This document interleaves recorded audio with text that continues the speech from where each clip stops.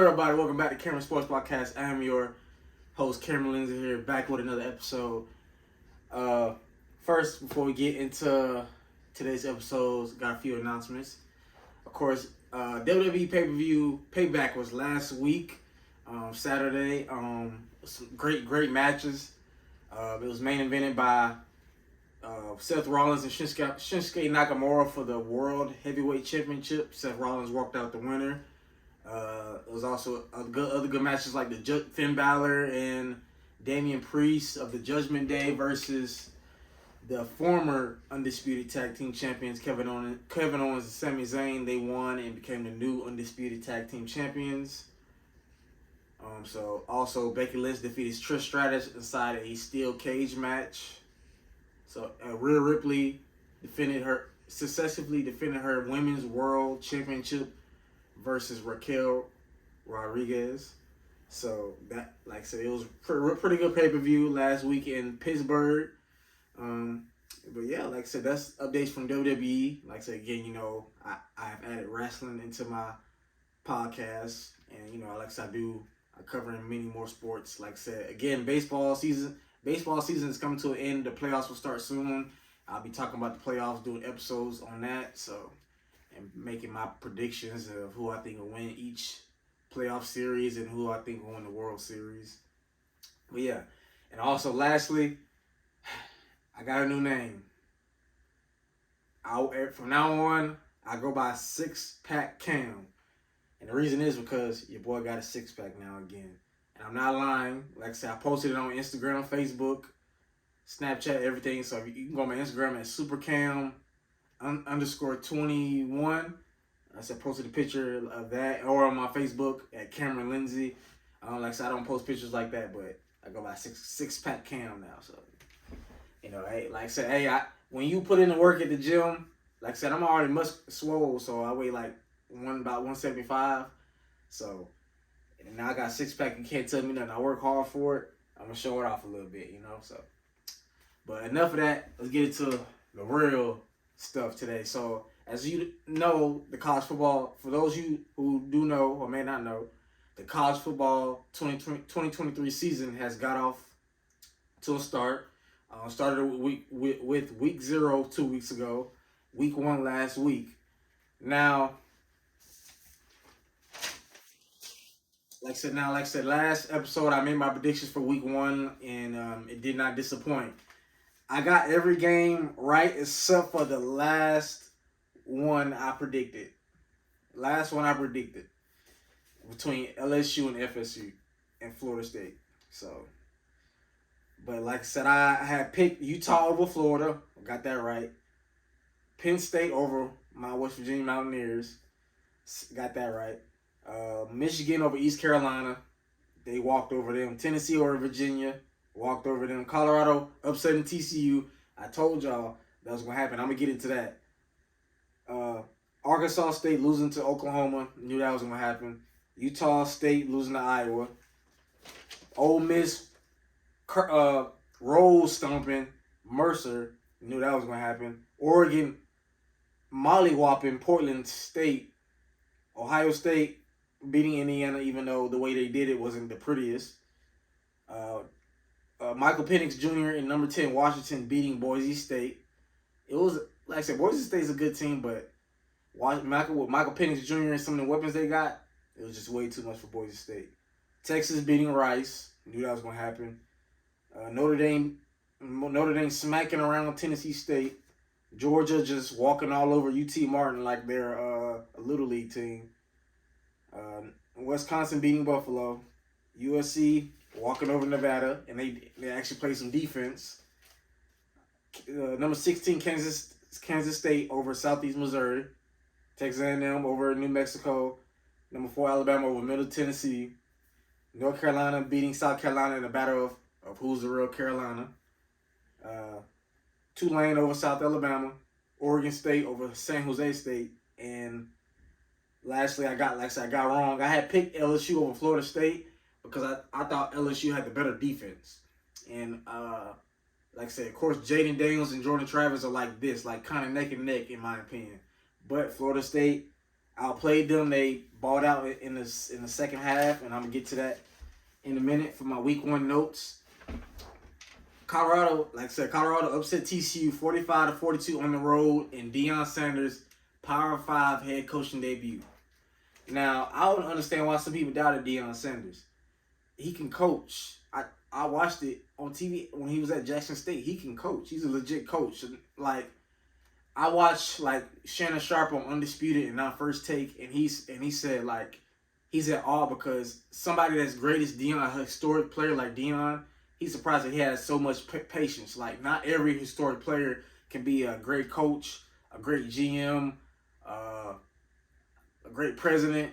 Because look at Michael Jordan, terrible owner with Charlotte Hornets. He had to sell the team.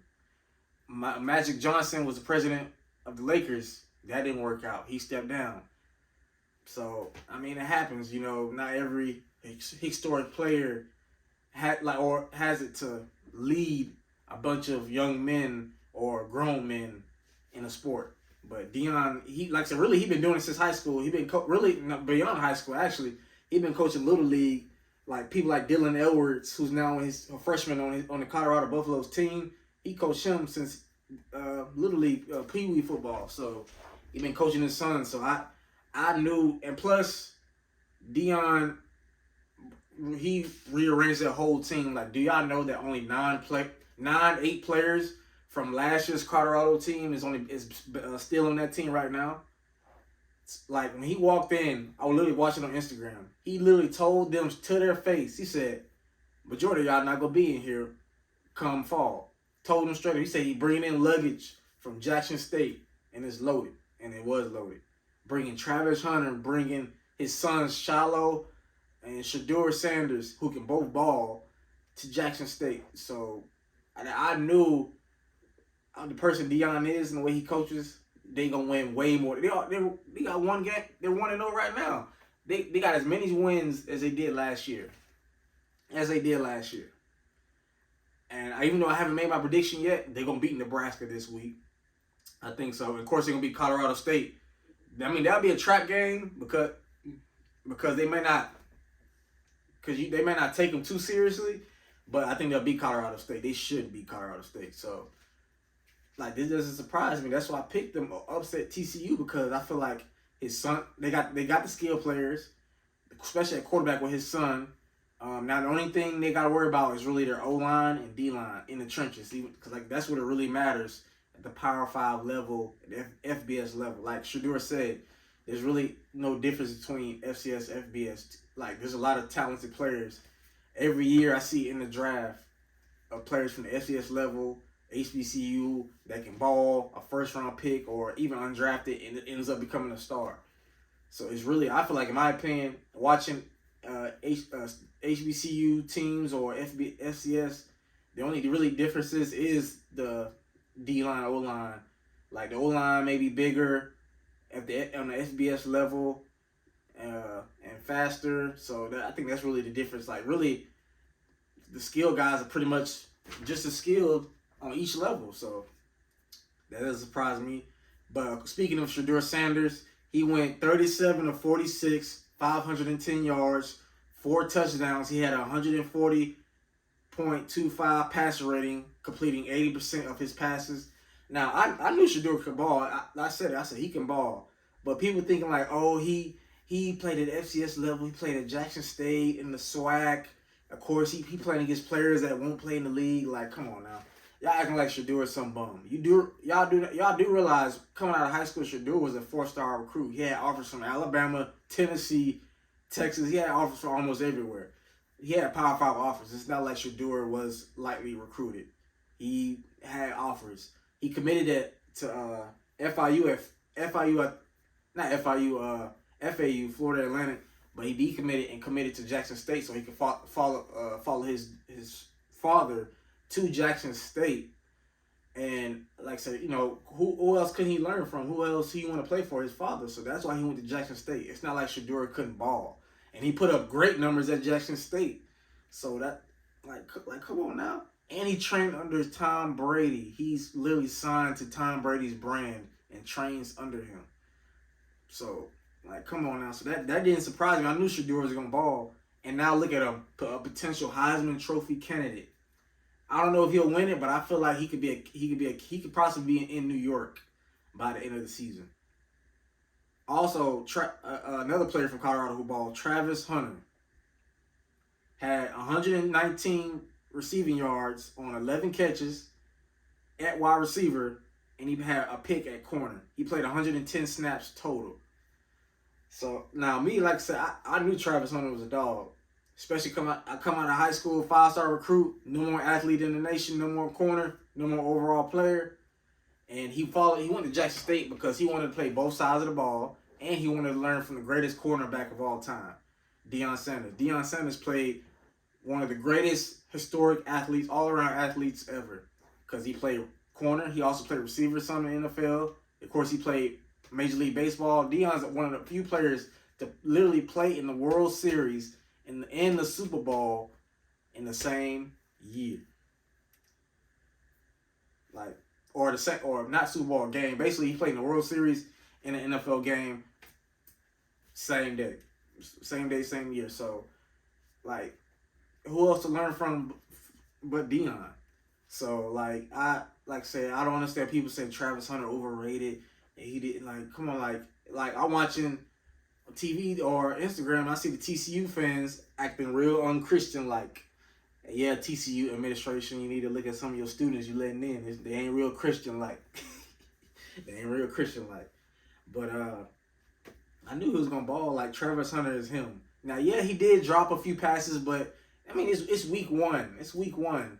Like, you gonna make some mistakes. Really, Colorado, they gotta fix their O-line. The O-line gotta run. They gotta run the ball better, and they gotta get to the quarterback. Their O-line, D-line gonna need some work throughout the season. That's why I don't know if they'll win the Pac-12.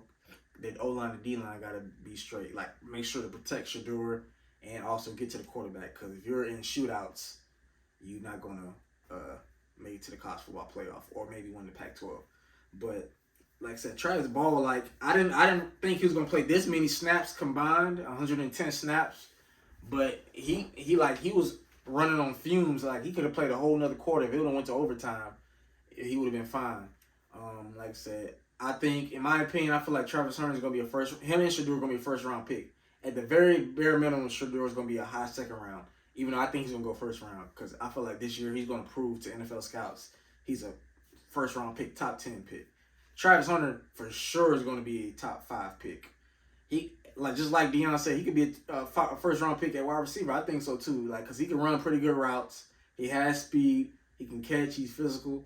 So I think he could be a first round pick on both ends. Now in the NFL, I think he'll probably play a little bit more corner, but I feel like NFL teams should use him at receiver also. Like, because a player like that, you want the ball in his hands, whether it's at corner or running back. You want the ball in Travis Hunter's hands. So yeah, but also another player that balled for Colorado, Dylan Edwards, true freshman. Like I said, he 4-star recruit. Like I just said, Dylan Edwards has played for Deion Sanders before when he was little in the Pee Wee football. And Dylan Edwards, he's an electric player. He has elite speed. He went over. He's the first FBS freshman over the past 20 years with 3 receiving touchdowns and a rushing touchdown in his collegiate debut. Again, I said he's the first freshman in FBS history in the past 20 years with 3 receiving touchdowns and a rushing touchdown in his debut in college football. So, like, I mean, like I said, I think between, like, all 3 of them are MVP of the game. You can't go wrong with Shedeur, Travis, or Dylan Edwards for MVP, because they balled. They really did. Like I said, told you, he brought in transfers. He brought in freshmen that can ball. We haven't even seen Cormani McClain, who's the number 1 corner in this year's class, for the 2023 class. I haven't seen him yet. So, like, come on now, like, Deion, when they say it was coming, it was coming. Also, Colorado had 4 100-yard receivers in one game. 4 different players had four different players had 100 receiving yards. Last year they had 4 combined the whole season. That's how bad Colorado's team was last year. They only had 4 players. I think only 4 times all last year a player went over 100 yards. Only 4.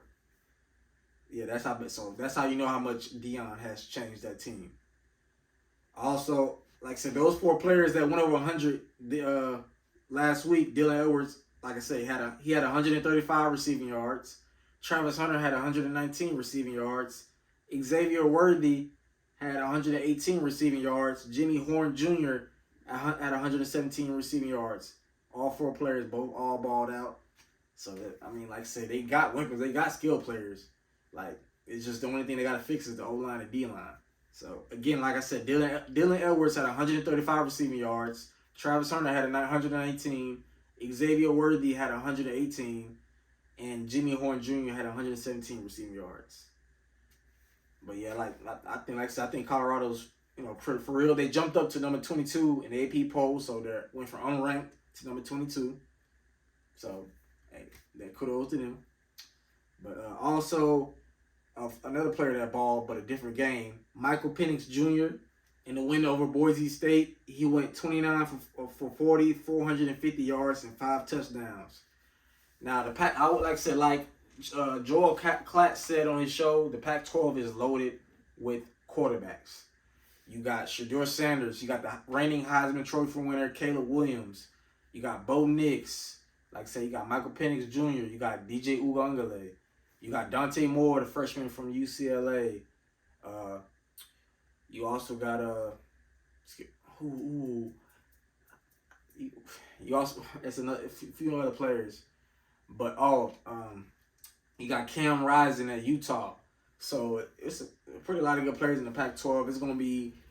If this is the last year of the Pac-12, we couldn't ask for better football right now from these quarterbacks, from these players.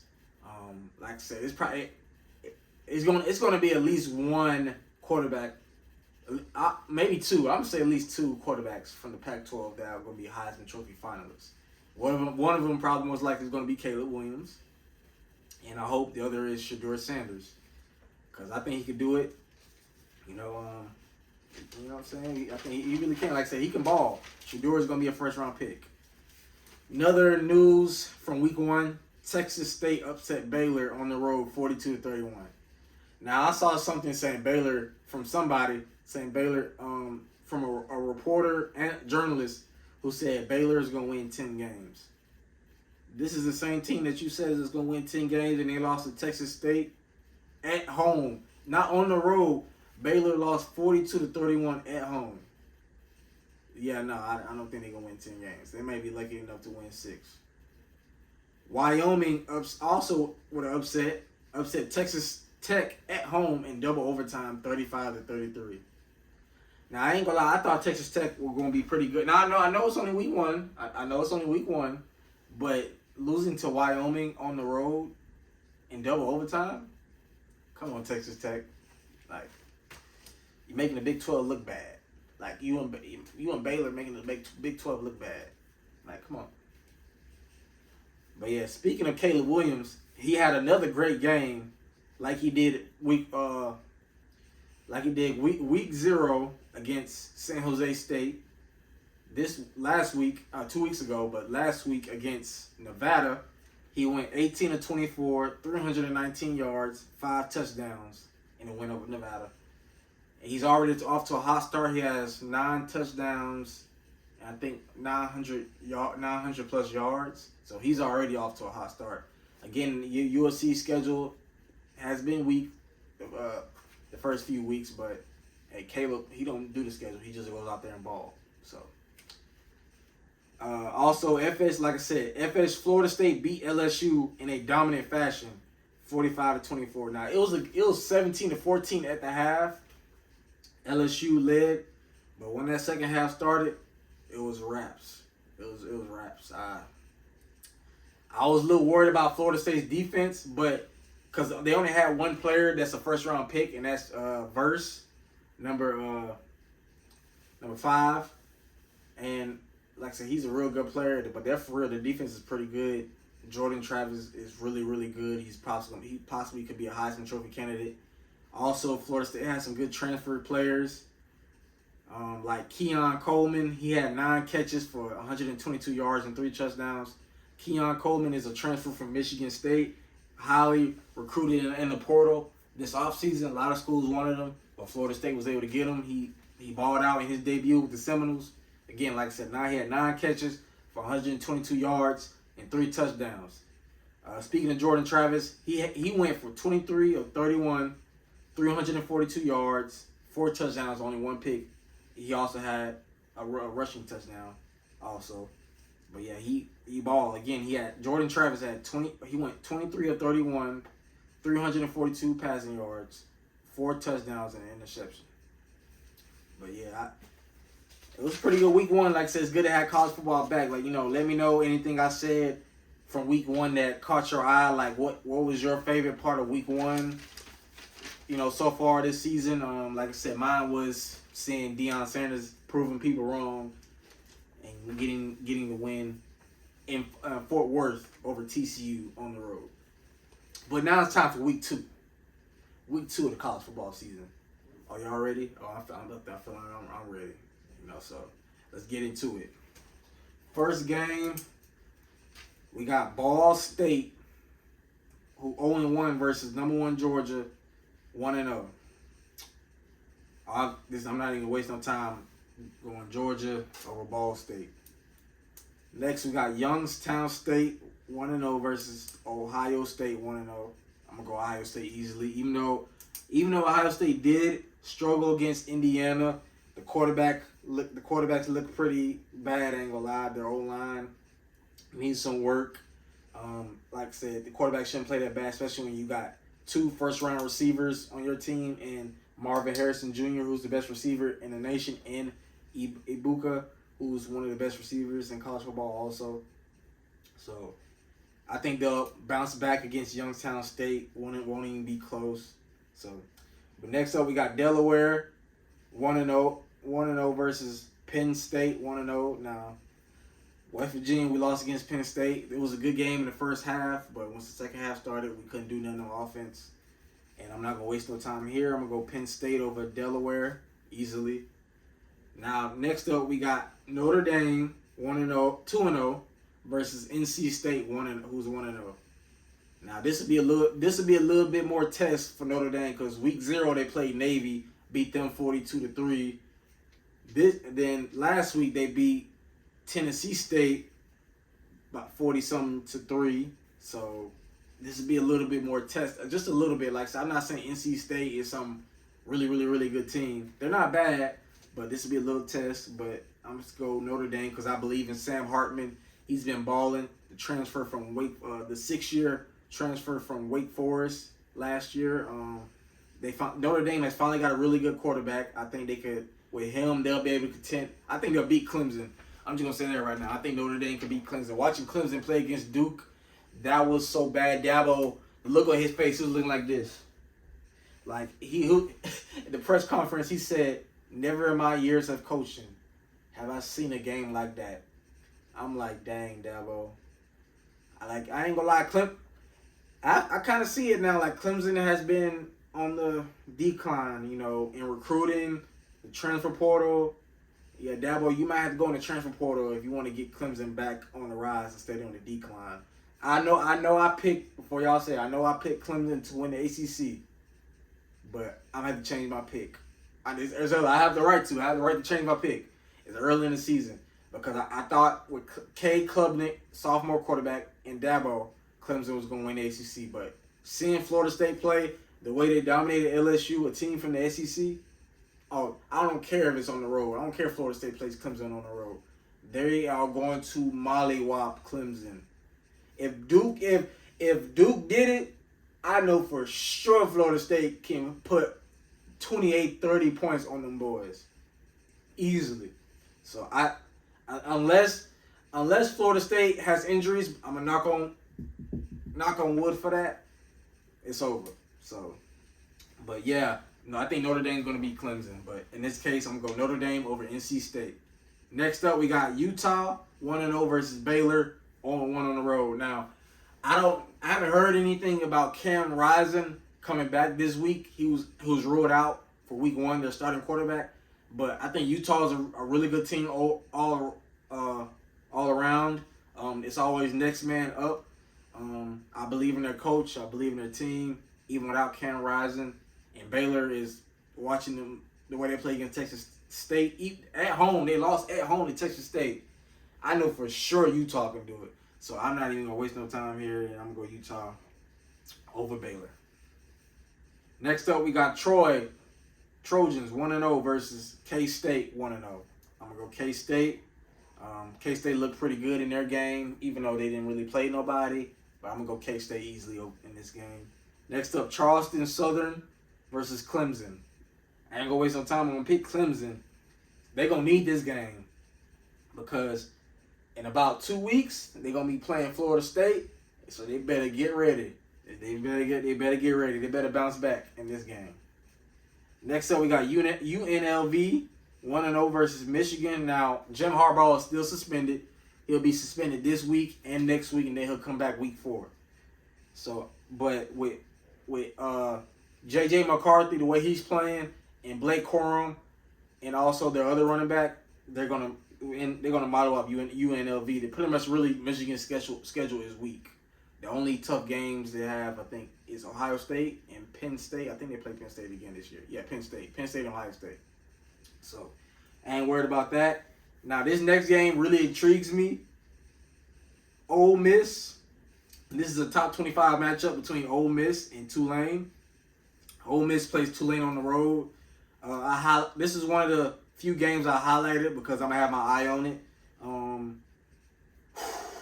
This is going to be close between, let's see, Lane Kiffin and Ole Miss versus Tulane, who also the same Tulane team that beat USC in the New Year's Six Bowl game in the Goodyear Cotton Bowl at Dallas Cowboys Stadium and AT&T Stadium.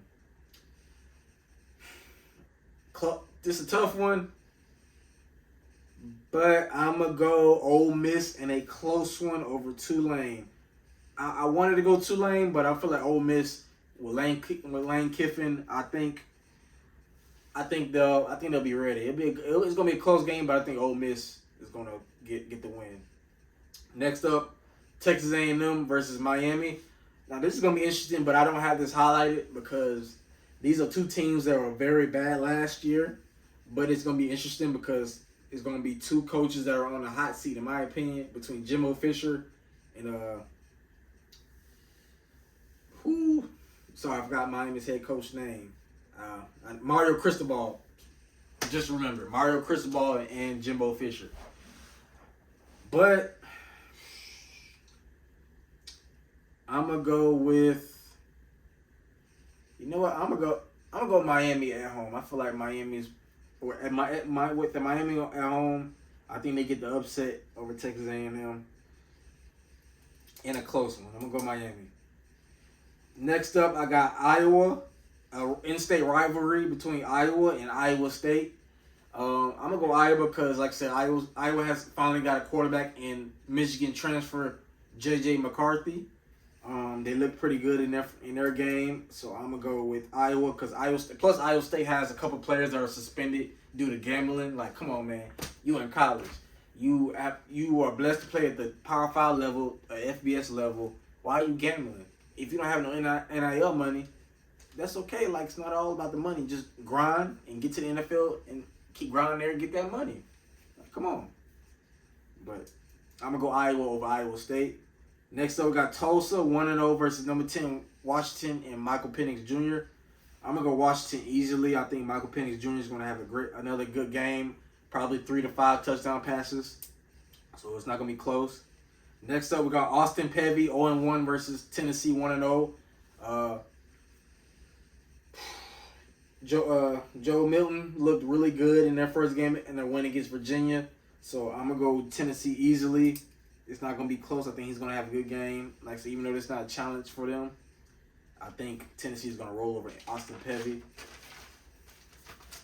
Next up, we got Appalachian State 1-0 versus Drake May and North Carolina 1-0. I'm going to go with North Carolina easily. Like I said, now Drake May, I think, is a great quarterback. Seeing him play last year and seeing him play this year, he's definitely going to be a first round pick, a top 3 pick. Drake May is the real deal. And he proved that North Carolina, at least for now, is the real Carolina. Especially when they beat South Carolina and Clemson being boo-boo.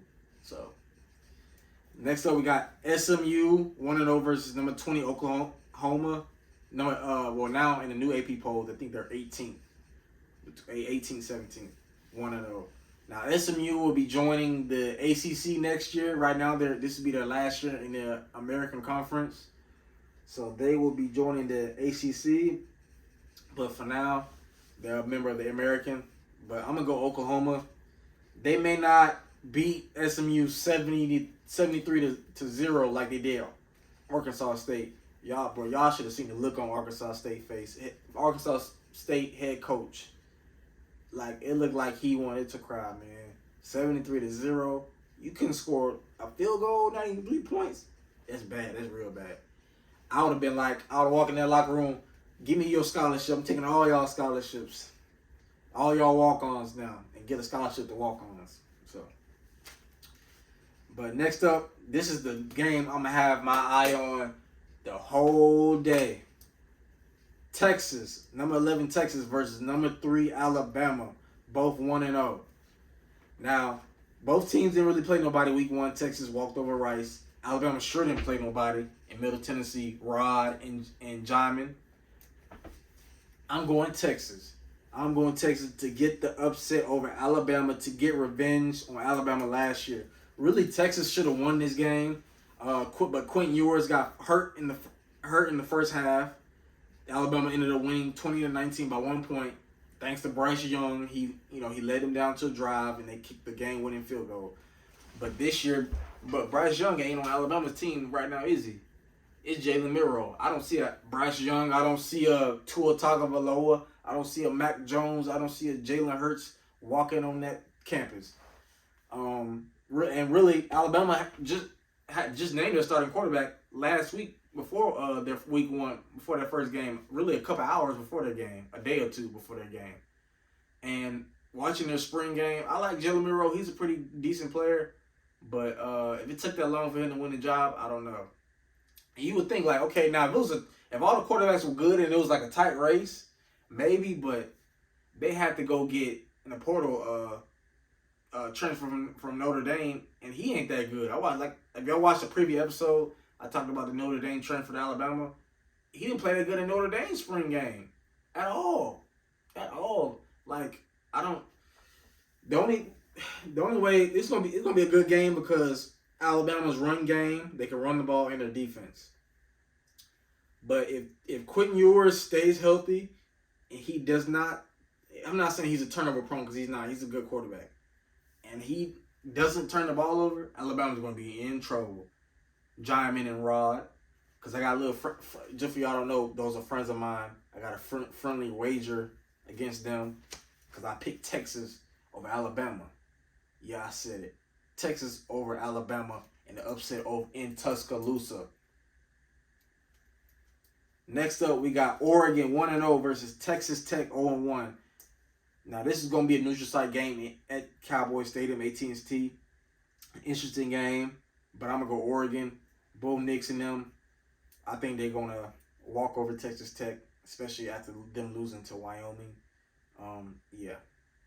Next up, we got Grambling 0-1 out of the SWAC versus LSU 0-1. Now, LSU definitely going to need this win after getting smacked in the face by Florida State. Brian Kelly, next time you play Florida State, don't say we're going to beat I forgot what he said. Basically, like, we're going to beat the heck out of Florida State. Something like that. And, yeah, that didn't work out so well. But I'm going to go LSU to bounce back over Grambling. Yeah. But next up, we got Wisconsin 1-0 versus Washington State.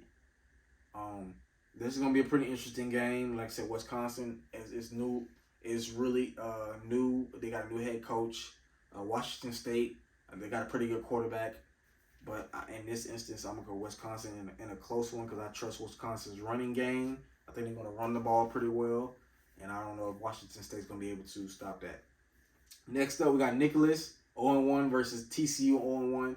Now, this is, again, I watched the video. One of the TCU players said they feel like they feel like they're the laughing stock of college football right now because they lost to Deion Sanders in Colorado. I wouldn't say that because really the laughing stock is Clemson. The way they lost to Duke, bad. That was terrible. At least TCU, it was like 45-42, so it was a real good game. I ain't gonna lie, TCU's a pretty decent good team. I think they're gonna be competitive in the Big 12. They should be, at least. But yeah, I'm gonna go TCU easily over Nicholas. Yeah. But next up we got Southern Miss 1-0 versus FSU 1-0. Obviously, I'm gonna go Florida State easily. Jordan Travis, Keon Coleman. I don't even think it's gonna be close. Curse on the defensive end. It's not even gonna be close. We're gonna go Florida State. UC Davis 1-0 versus 18 Oregon State 1-0. I'm gonna go Oregon State. DJ Ungale played very well against San Jose State, throwing 4 or 5 touchdown passes. So I don't think that's gonna be close. I think Oregon State's gonna walk over UC Davis. Next up, we got Stanford 1-0 versus USC 2-0. Now finally we got a little bit more challenging for USC. See how they do against their rival in the Pac-12. Especially gonna be the last year in the Pac-12 playing Stanford. Because Stanford's gonna be going to the ACC next year, and USC is gonna be going to the Big Ten. But in this instance, I'm going USC easily, even though it's a little harder game. I believe in Caleb Williams. Now, I don't know how USC's defense is going to do against Stanford, but I know Caleb Williams is going to ball. I don't think Stanford's got the defense to stop Caleb Williams, not even close. So, yeah, that's going to be a blowout. I hope, depending on USC's defense. But, yeah, I got 2 games. Those are the 2 games I really got highlighted for this week on my predictions. I feel like I said, my eyes mostly gonna pretty much be on Texas and Alabama. Like I said again, I believe in Quinn Ewers. If he don't work out, they got 2 5-star quarterbacks on their roster as backups. They got A.D. Mitchell, and they got some other pretty good receivers. Their defense is pretty solid. And plus, like I said, this is going to be Texas last year in the Big 12. They're going to be going to the SEC next year. They don't play Alabama next year because they played Alabama the past 2 years. And plus, they're going to be in the SEC. And the SEC is not going to be divisions anymore. It's not going to be no more divisions anymore in the SEC. It's going to be the top 2 teams playing the SEC championship. But, like I said, yeah, let me know who y'all think y'all key matchup is for week 2. I think most likely it's gonna be Texas versus Alabama this week. Like I said, I got friendly wagers against some friends of mine, Jaimin and Rod. I said y'all names, but it's gonna be some good games. I'm just excited for college football season. I'm just excited to watch games, talk a little trash, debate. Make my predictions. Like, so I'm doing this all season long, college and NFL. So, like I said, I really appreciate y'all watching. It's like I said, it feels good to have football back on a Saturday. And hopefully one day you're gonna see me on college game day, maybe with Pat McAfee, or on Fox with Joel Klatt, talking about these games. Like I said, it's gonna be one step at a time. No rush. I know it's not going to be easy, so let's hold our horses for now. But that don't mean I'm going to stop doing my podcast because I love y'all. I love my family. I love my friends. That's not friendship and support family. I don't take lightly, especially now at this point in my life. Again, for those you don't know, my birthday is 24 more days away. But by the time you see these videos, it's probably going to be 23, 22 days away. I'll be 27. I feel pretty good, in shape, muscular, built, 6-pack. I got my podcast, in school, good part-time job. So just, kind of focus on myself a little bit. I feel pretty good, and no matter how many views, how many likes, subscribers a month I get, I'm going to keep doing my channel because I love this. I love y'all. Like I said, just if you want to give me a birthday gift, get at least one person to subscribe to this channel. Get them to subscribe to Cameron Sports Podcast. make that typed in Cameron Sports Podcast. Get one person.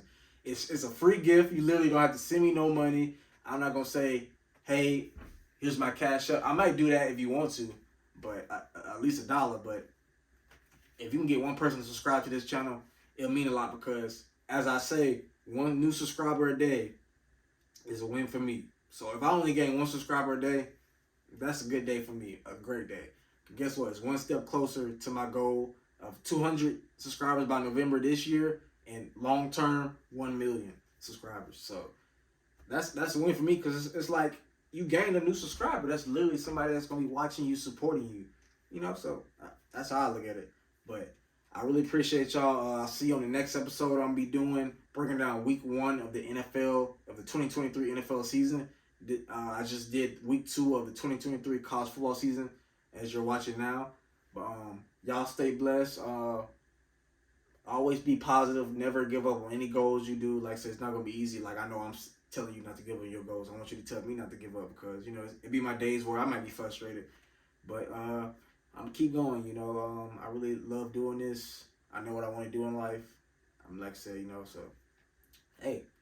But I love each and every one of you. I'll catch y'all next time. This has been Six Pack Cam on another episode of Cameron Lindsay Sports Podcast. And I'll catch y'all next time. Peace.